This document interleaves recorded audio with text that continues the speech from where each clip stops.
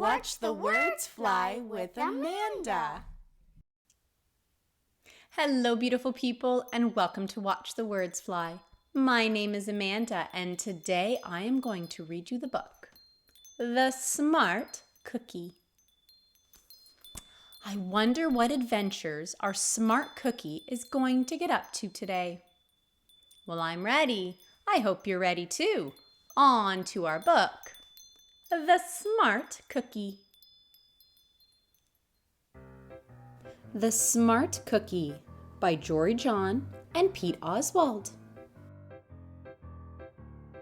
Greetings. I'm a cookie. I live in a bakery on a street corner near a river. Come on in. Welcome to our little community. It's a warm and supportive place to spend some time. Pretty fantastic, eh? These days, life is sweet. But my journey wasn't always a cakewalk. When I was younger, I couldn't have imagined fitting in here. For a long time, I didn't feel comfortable speaking up or sharing my ideas. I didn't feel like a smart cookie. I wanted to be a cookie who knew all the answers. A cookie who felt confident in a group. A cookie who said aha when solving a puzzle. Like this. Aha! Looking back, I had some trouble in my early days. I went to school in a gingerbread house. Our teacher, Miss Biscotti, was kind and patient. When I arrived each morning, she'd wave at me and smile.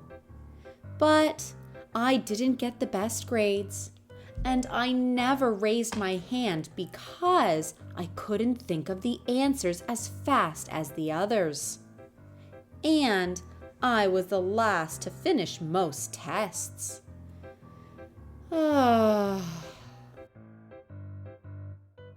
It wasn't because I didn't care, and it wasn't because I didn't try. Sometimes I'd get distracted and mess up, even though I knew the material. Those were the most frustrating moments of all. Once, I misspelled the word dough. That was rough.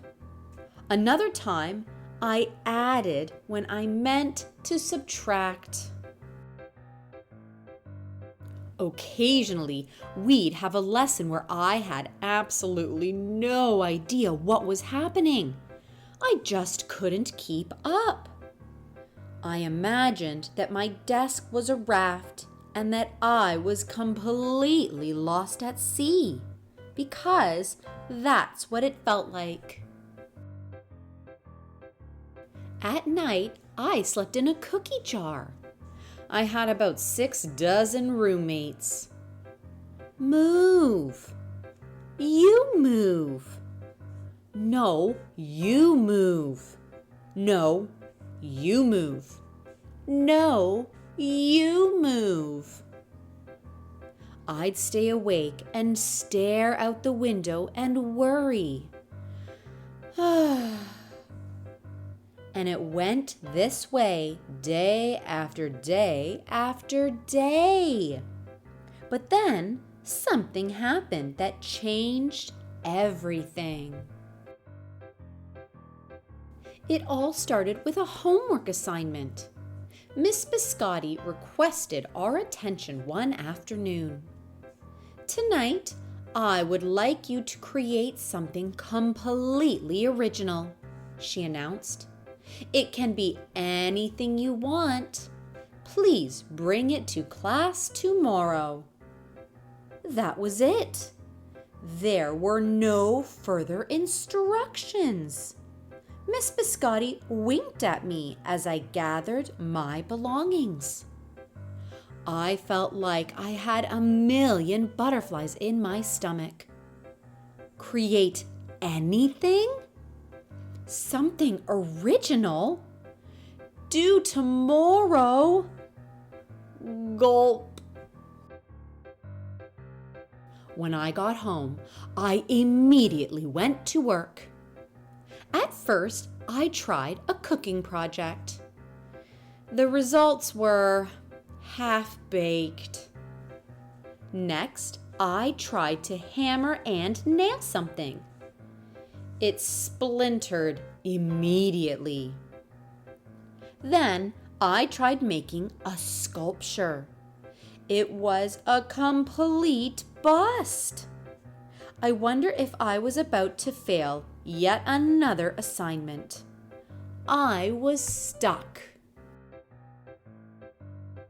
I stared out the window and watched the rain hit the river.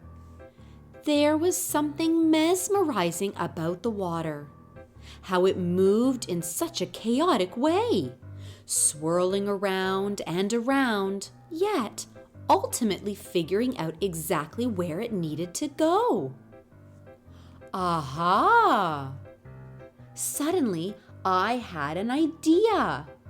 I decided to write something original. A poem! I came up with a title based on how I'd been feeling. My Crummy Days. After that, the rest of it seemed to fall into place. I wrote and I wrote. I lost track of time. An hour went by in a flash. Aha! I said when I was finished. I couldn't sleep that night, but it wasn't because I was worried. It was because I was excited. I felt like I had really accomplished something. I felt smart. The following day, Miss Biscotti asked for volunteers to share what we'd created. One kid showed off his original frosting art. Another kid revealed her sprinkle distribution machine.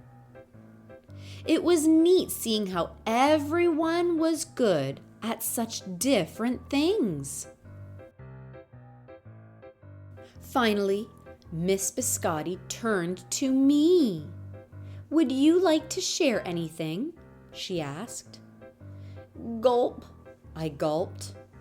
I thought I'd probably crumble under the pressure. But I made my way to the front of the classroom. I noticed my hands were shaking. My mouth went dry.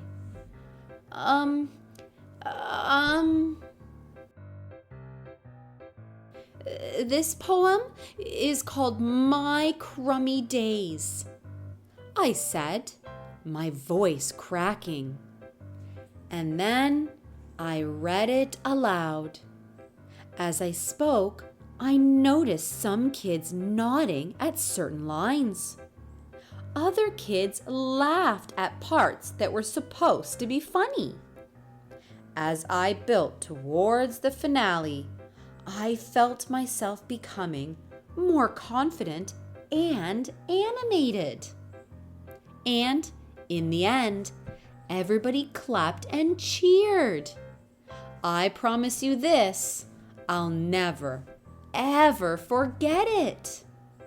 Miss Biscotti was beaming. "No one but you could have written that poem," she said.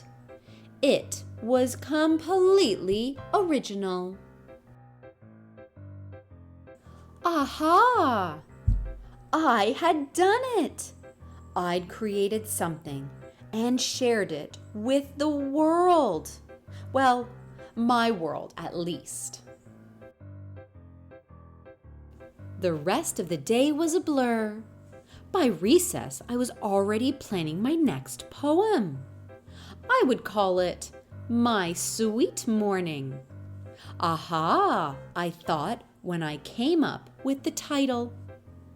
Later that afternoon, Miss Biscotti handed me a note.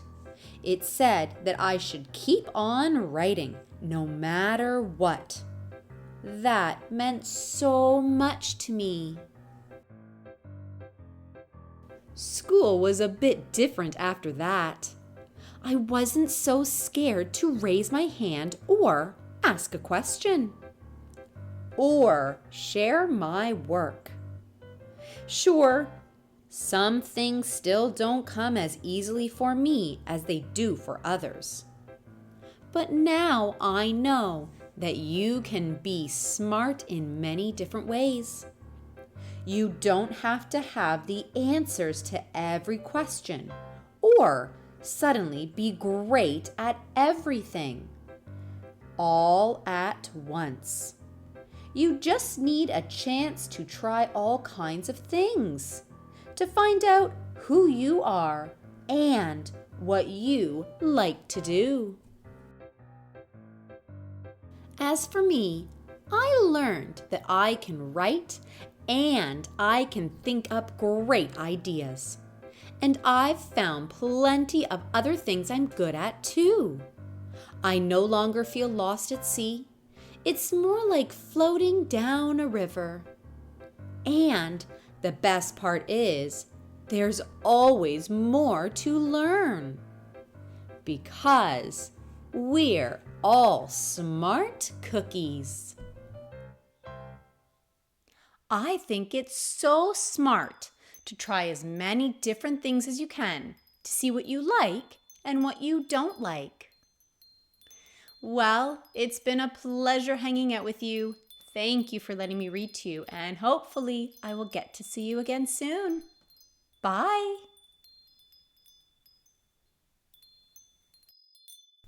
Make sure to like and subscribe.